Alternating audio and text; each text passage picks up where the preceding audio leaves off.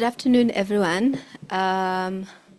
So with regards to theme one, which we started with this morning, and just a brief reminder, that was in the interest in and knowledge of science and technology and the environment, and that was the theme that we covered first.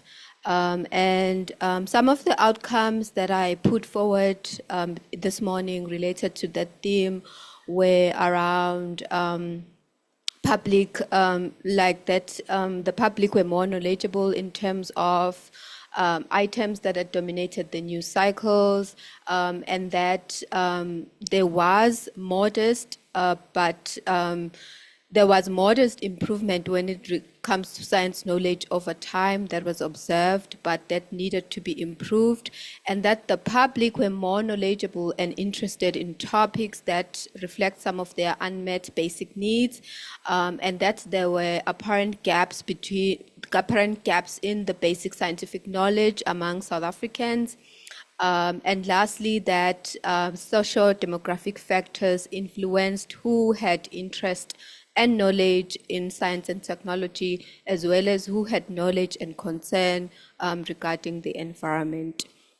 And then with regards to what emanated from the breakaway sessions, I think the discussion had to evolve around, firstly, the first question was what needed to happen in South Africa to increase knowledge and concern about the natural environment amongst the public. So some of the outcomes from the group discussions included interventions that needed transformative education, supporting public engagements, establishing trust through community engagements, as well as science communication, as well as skills development. These are the areas that were common amongst all the stakeholders across the rooms. And then when it comes to, there were some of the differences that in terms of the interventions across the rooms, in academia and research was more focused on building the knowledge in terms of them proposing interventions around knowledge development and how this knowledge is presented to communities as well as to the public, and proposing awareness as well as interventions around language and how that is things are translated to the public to understand, as well as curriculum development.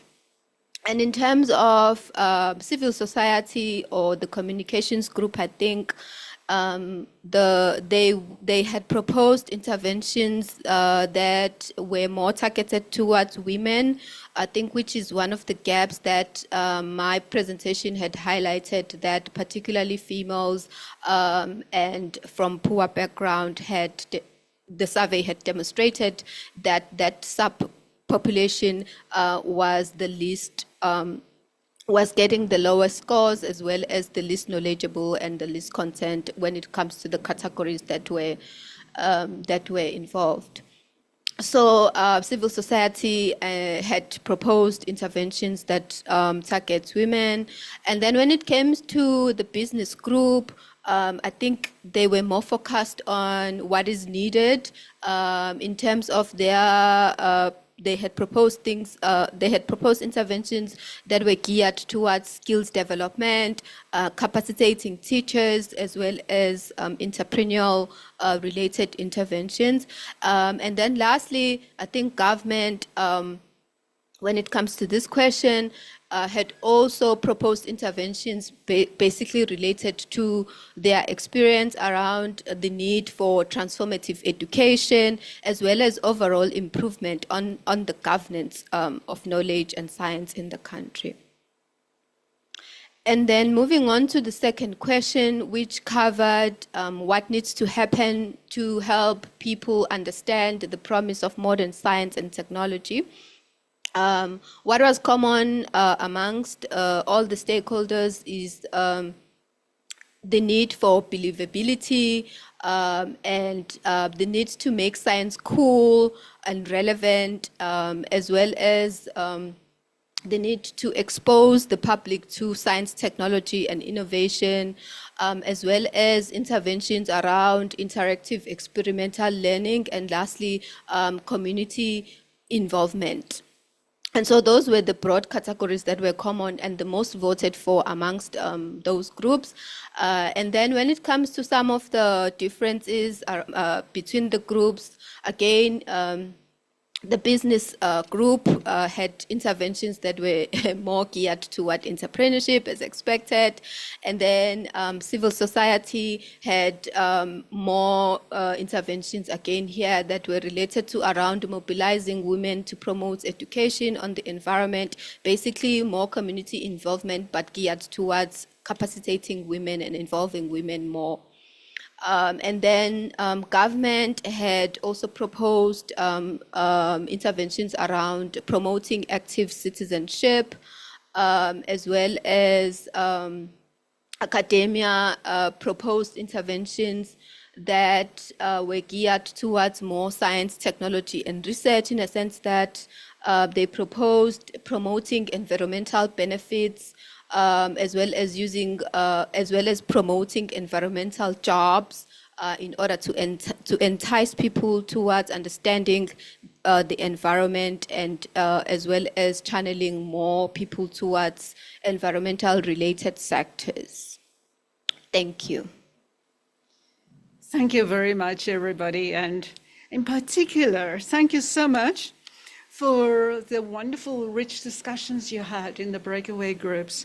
It was almost impossible for me to capture, let me say, the full thrust of your discussions, obviously flipping between a selection of groups.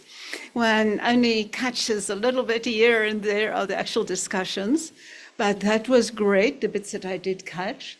And then I studied the boards of your themes that you put up there, and I'm stunned by the richness and diversity, yes, but within certain bounds. There's a lot of conversions between the different discussions. Obviously, the discussion was promise and reservation attitudes towards modern and traditional science and technology. And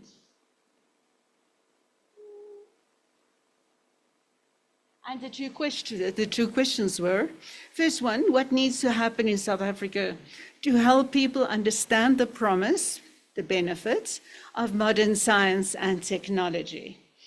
From this morning's discussion, it's obvious that quite a lot has been happening, that there is quite a level of awareness, quite a level of endorsement. It's never simple attitudes. They often are characterized by the coexistence of, yes, there's promise, but simultaneously there are disadvantages, and people express their reservations on that. That was all in this morning's discussion. I am here simply briefly going to refer to the convergence of issues that I found in the breakaway groups. And there was a lot of convergence. I'm not going to single it out by which group of stakeholders was where, because there's so much convergence between them. It's also quite obvious points, but the richness is often in the specific details of the proposals. So, in the first place, it's advocacy, surprise, surprise, advocacy and spread the word of science and technology, modern knowledge, and people will grow into it even more, and perhaps it can help counter some adverse cynicisms that are growing about it. For example, some of the ways that advocacy and spreading the word can be done. And I'm sure you'll recognize yourselves in these points. Personalized benefits, communicate their relevance very concretely, very specifically, in communities where there's obviously a great need for it. There's a great need for development, for fruitful employment, for whatever the case may be. There is so much need in society. And spread that word, make the examples of the contributions and the benefit of modern society very tangible Use case studies that are tangible. Use relevant programs, themes, relevant to communities and experiences in daily life. But put these messages out there, and some of the other points go more on the how. For example, talk about the publicize, but do it perhaps in something like road shows, start in a community, let that kind of cascade up, blossom out, and can be made provincial, regional initiatives. It can be national initiatives. There can be national, maybe linked to international, but definitely national days. Create national days to celebrate science, to publicize community initiatives, and a much greater awareness is likely to result. Use recognizable ambassadors in these projects. And some of this may already exist in communities. There were a few examples, yes, this exists, yes, there is a science center, etc.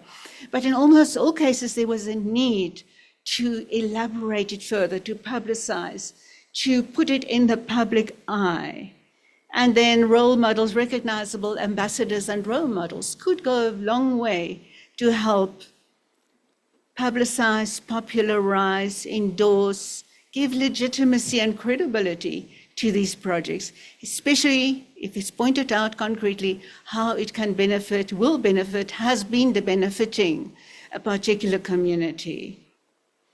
Open days at institutions, even at schools, where staff, pupils are profiling their very mundane, perhaps, very basic, but notable school projects that imagine the spectacular value of blowing up the school hall with your chemistry experiment. Fantastic stuff. Do science stories, preferably not the blowing up the school hall stories, but do science stories. Ensure, or do something, help ensure that it gets publicized in the media, on radio, in different contexts. I heard another group really emphasize radio. Another one emphasized those written stories that can get legs of their own. Show the people the benefits. That is basically the bottom line of what I just said, but it's also a very strong, separate theme that emerged from these discussions. Media stories about the impact of science, about how science has been changing lives, about how further development of science is likely to further help expand that. How the benefits of the science, definitely, people already endorsed it, but they can do it even more strongly than that. How the benefits can really outweigh the detriments or drawbacks. Work on a third and last point here, accessibility of science. There are open days at research institutions that, you see, the themes are really interlinking. Open days at research institutions can go a long way, not just at the schools, at research institutions can help go a long way to help publicize and popularize. And of course, it will be chain communications, not just the event, but as you also do through the current event here, media, spread the message, let it flow out from here. Partnerships with civil society should definitely also be elaborated. There is so much uptake on that. On the science side in particular, there are so many possibilities there. Empower teachers to simplify. Some people, one of the groups also had a debate on, should it actually be simplified, science? Is it not detracting from the inherent character of science if one simplifies? But I think a strong argument was made there that the simplification in terms of accessibility and popularizing is an excellent, if not indispensable, starting point to do that. So, friends, colleagues, this is just a small snippet of your answers on the first question. There is much more richness in the discussions that will come out in due course. The second question that people addressed, and the answers and responses were as fascinating, is what needs to happen in South Africa to address reservations or concerns that people have about traditional knowledge. Good. There are a few themes. I've got 5 or 6 separate themes here with also kind of interlocking as well. Let me go through it. Prove the value of traditional knowledge through science. Publicize, demystify the IKS, Indigenous Knowledge Systems, IKS benefits. Publish research, do that more systematically. Research on IKS. IKS, should that not perhaps be considered not compulsory, but for university curricula? Document the successful use of Indigenous knowledge systems and knowledge as such. Document successful cases, remove the secrecy. Very practical, down-to-earth proposals there. The stress was also placed on the need to have cross-generational collaboration. Take young people, young learners, for example, and this happens all the time, but it can perhaps be done more systematically and ensuring that some, for example, rural or other disadvantaged schools that do not normally get to visit museums or visit something like the Origin Center at Wits, like they also get the opportunity to do that. There's going to be small entrance points into connecting the young generation to the more traditional levels of knowledge. Dialogues, this was stressed across most of the group. Have dialogues, promote public dialogues, public discussions, involve traditional knowledge holders in that process. Have multilingual awareness. Have the dialogues between traditional knowledge bearers.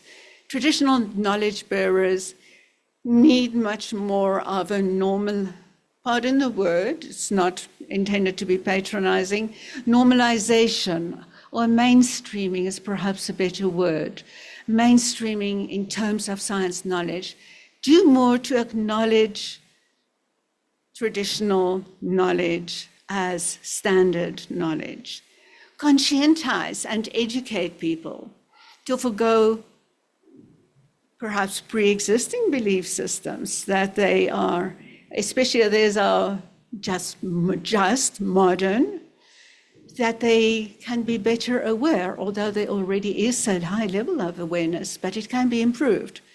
More better awareness that the conventional conceptions of knowledge are not the only ones and that there are perfectly acceptable, credible ways of using it all. Mainstreaming itself can also stand as one of the themes, and the second last week, the one that is coming out of these discussions.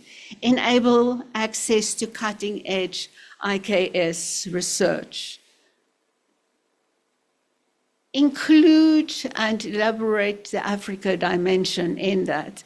There's a great cultural awareness. There's a great need in society to be more familiar with comparative information about knowledge systems in other parts of the world and in other parts of Africa. There is a great space for that. Good. And the last one, protect and commercialize.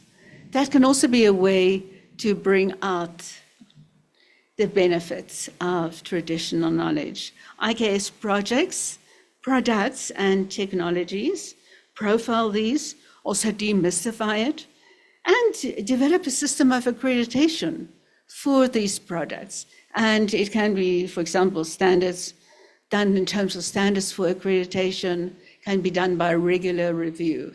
So thank you very much, colleagues. These are just a couple of the fascinating ideas that came out of the discussions. Thank you. Thank you, Program Director. The 2 questions are on the screen. What should be the role of a network of science centers and professional associations in enhancing trust and confidence in science? 2, how should intergovernmental agreements be exploited to enhance trust and confidence in science? So I'm going to put on the screen what the groups have scribbled. So there's no interpretation. They speak for themselves. So that's the first group, and you can see even the voting patterns in the groups. So efficiency and effectiveness for impact is coming through in that group. So I'm not going to write, I'm just going to look at the high-level topics. Again here, advocacy, I think it was mentioned. Collaboration, very important, but you can see the actions in verbs. And you look at the statements, they'll clarify, and also defending truth in science. That has come through, and they elaborate what actions must be taken to defend the truth in science. You also have overarching phrase there, amplify the impact of grassroots initiatives. Very important, and you can see how they craft the action verbs for consideration by both the department as well as the HSRC. And here, science centers play very important roles, and they elaborate what needs to be done to make sure they continue to be supported there. And also more comments from private sector to support science centers. So they elaborate actions there. And then governance has been raised also as a matter, as an important issue. And then coherence and collaboration. Advocacy again, collaboration again, optics, and then defending the truth. And then you have promote inclusivity, and there are action statements that needs to be considered to promote this area. Accessible and effective communication. Increase funding, obviously funding had to come somewhere, there it is, for publication, and bridge the gap to communities. Accessibility again, resources again, and infrastructure. Governance is coming again, different groups. So in short, what is this telling us? What it tells us is around efficiency and effectiveness. And it means we'll have to measure, be able to measure this. In 2027, look back, have we become more efficient? Have we become more effective? The issue of accessibility has come time and again, resources and governance.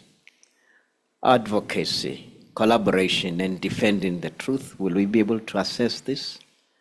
In 2027, when we reflect back to 2025, will we see improvement? Inclusivity. And inclusivity can happen at many levels. We'll have to look at the action statements of what it means, and then how we can improve on it. Optics. And then coherence. And again, where we do have agreements, we need to amplify. And lastly, the issue of infrastructure. I thank you.